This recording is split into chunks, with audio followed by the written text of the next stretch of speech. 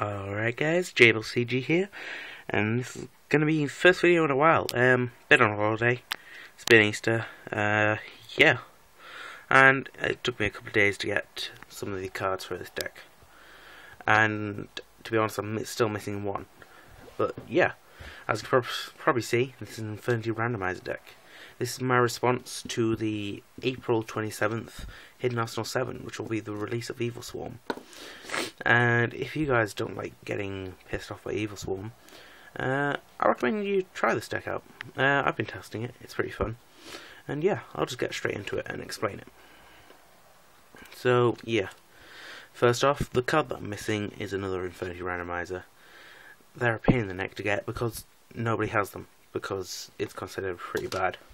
But yeah, let me just read off the effect. Once per turn, if you have no cards in your hand, you can just draw one card and reveal it. For a monster card drawn with this effect, inflict damage to your opponent equal to the level of the monster times 200. For a spell or trap card, you take 500 damage. So basically, the reason we use Infernity Randomizer is the fact that it's +1.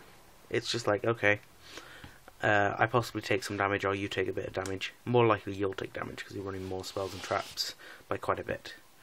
But yeah, then he's a 900 attack, which isn't too bad for a level 1, and you basically just win off the pluses, because all those pluses, even with that damage, is just not going to let your opponent do much, because you are running a lot of just 1-for-1 cards.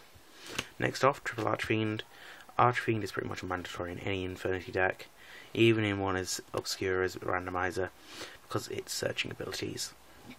That is too good. Next off, and finally, we have 2 Necromancer. That's it, 8 monsters, 3 Randomizer, 3 Archfiend, 2 Necromancer. Necromancer's just that reborn. It's too good not to run, basically. And it's 2 grand defense, which is good stall.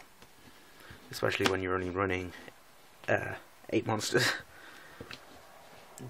Onto the spells, Dark Hole, Foolish, Launcher, Reborn, Triple MST, Night Beam. I'm just putting these all together because there are a lot, and basically these are pretty much staple. The Foolish is more of a placeholder. I'm looking for a second Depriz, but yeah, these are all pretty much staple. Launcher is just too good not to run. These are all just the one for one spell back row destruction stuff. Double Pot Duality, get into those Infernity randomizers as quick as possible. You're only going to really special summon in big leaps, in big like chunks, because what you're going to do is you're going to exceed a bit. And that's what I do in this version of the deck.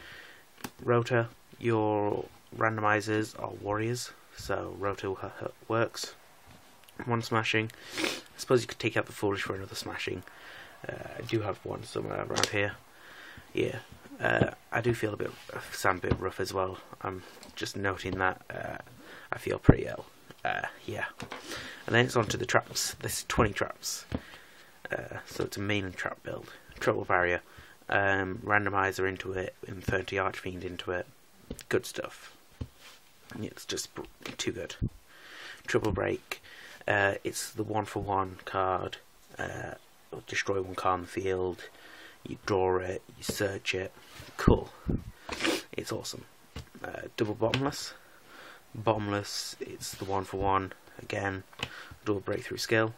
Shit ton of glare there. Breakthrough Skill, it's a possible +1, sorry.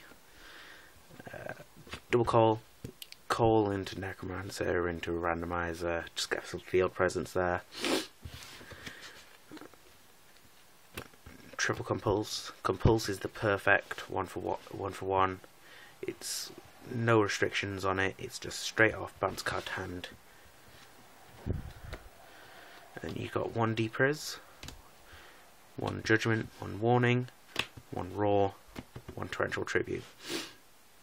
The warnings, you're taking a lot of damage, but they are good. Threatening Roar is just a bit of stall.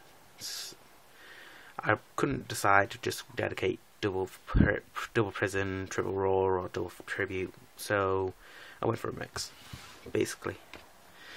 Extra deck really is just pretty straightforward. It's just rank 4s, rank 3s, rank 1s, things like that.